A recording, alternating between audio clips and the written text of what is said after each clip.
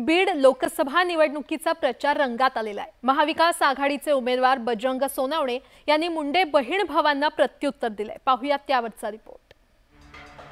आणि मागच्या वेळेस आघाडी म्हणून आम्हीच त्यांचं काम केलं, त्यांची काय ऐपत आहे आणि त्यांना त्यांच्या मुलीला सुद्धा केज नगर पंचायतीमध्ये निवडून आणतात।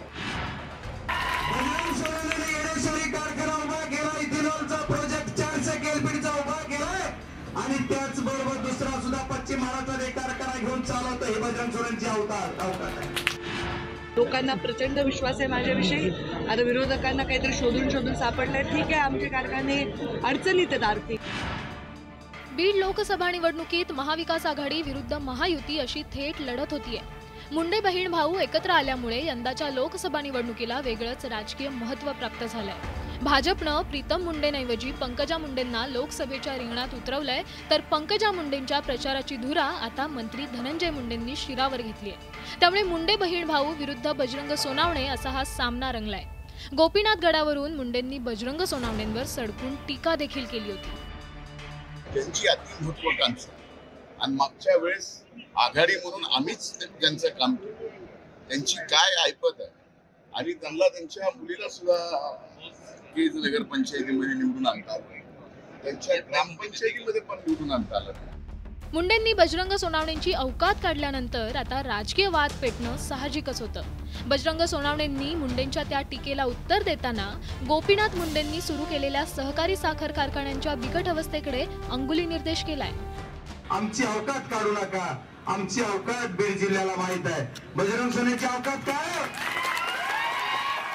बजरंग सोनवणेंनी येडेश्वरी कारखाना उभा केला, इथेनॉलचा प्रोजेक्ट 400 केल्विनचा उभा केलाय आणि त्याचबरोबर दुसरा सुद्धा पश्चिम महाराष्ट्रात एक कारखाना घेऊन चालवतो हे बजरंग सोनवणेंचे अवकात आहे। बजरंग सोनावणेंच्या या टीकेमुळे सहकारी साखर कारखान्यांचा मुद्दा हा आता चर्चेत आलाय। पंकजा मुंडेंचा वैजनाथ साखर कारखाना आर्थिकदृष्ट्या अडचणीत आहे। 203 कोटी रुपयांच्या कर्ज प्रकरणी युनियन बँकेनं जानेवारी महिन्यात या कारखान्याला नोटीस बजावली होती। त्यावरून बरंच राजकारणही रंगलं होतं। आता त्याच मुद्द्यावरून बजरंग सोनावणेंनी पंकजा मुंडेंची राजकीय कोंडी करण्याचा प्रयत्न केलाय, तर पंकजा मुंडेंनीही त्याला चोख प्रत्युत्तर दिलंय। तुम्ही मात्र तुमच्या वडलोपारीत आलेले 26 कारखान्याचे झिरो केले।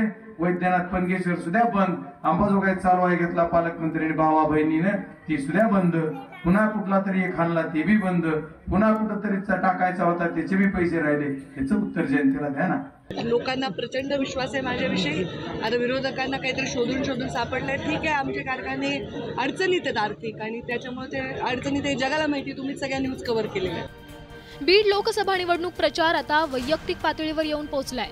एकमेकांवर बोचरी टीका केली जातीये।